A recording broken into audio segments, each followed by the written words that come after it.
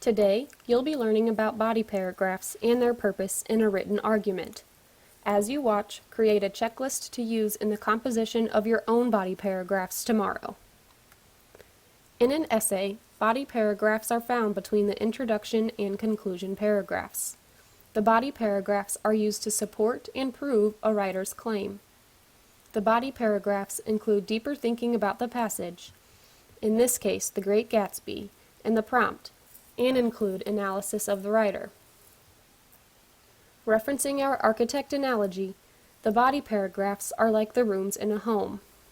Each room serves its own purpose, just like each body paragraph serves a purpose in the essay.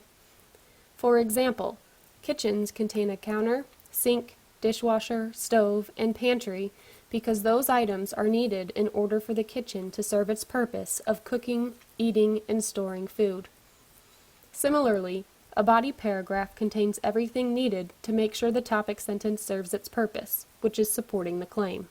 Body paragraphs have many important pieces of information needed to make the body paragraph strongly support the claim. As we learned yesterday, the first sentence of our body paragraph is our topic sentence. Within our body paragraphs, though, we must have two reasons, or assertions, as to why our topic sentence supports our claim. Each of these reasons will have one quotation to support the assertion. Quotations should come from the novel and be embedded. After the quotations are the explanations of the quote. This should be thoroughly developed into a minimum of 2 sentences. After the first assertion is completed, the writer should transition into a second assertion, then repeat the process all over. Let's work through an example together. Like I mentioned before, we must begin with our topic sentence. I'm using the topic sentence I wrote yesterday. In addition to prohibition affecting characters' lives in The Great Gatsby, the social class system forming in the 1920s plays a strong role in the conflicts within the novel. My 2 reasons, or assertions, are Tom's upper-class superiority over Myrtle and Daisy's inability to leave Tom for Gatsby. Let's begin with my first reason, or assertion.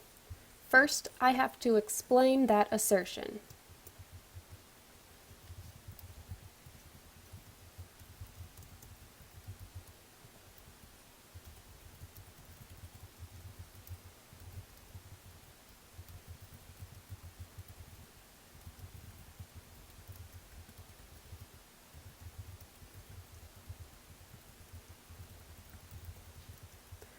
I made sure to reference the green screen videos and what I learned about the Roaring Twenties and the social classes from that.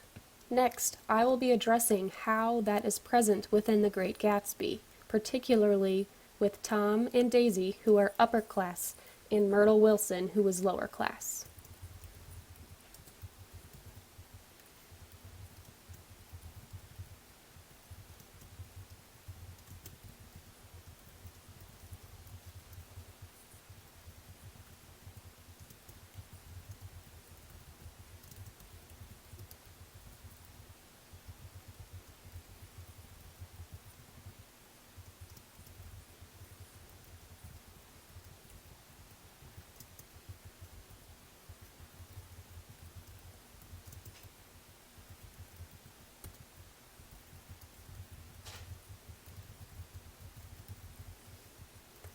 Notice how my reasoning addresses my topic sentence, which also then addresses my claim of how the social class system greatly affected Fitzgerald's writing of The Great Gatsby.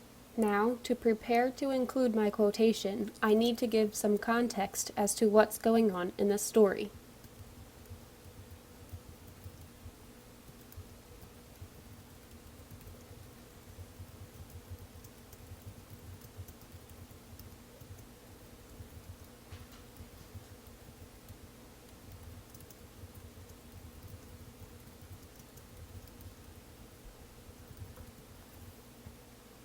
Now it's time for my embedded quotation.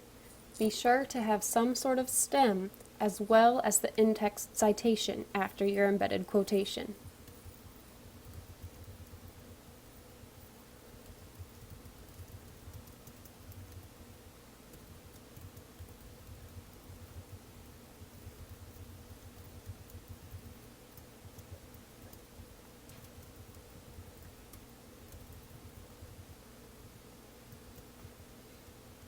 Notice how I included a stem showing his superiority over her, as well as the in-text citation, which tells me where I found that quotation in the book.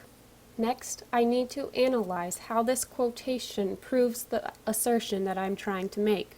Remember, your explanations should be more than 2 sentences long.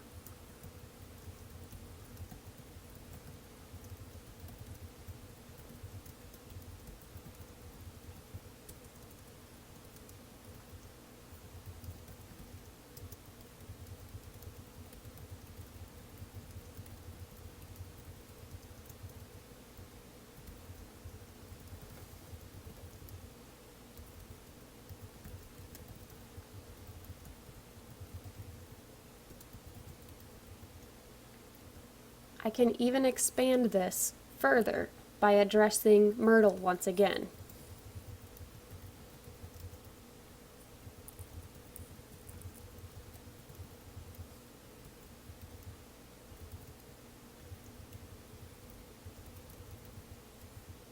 One of my assertions or reasons is finished.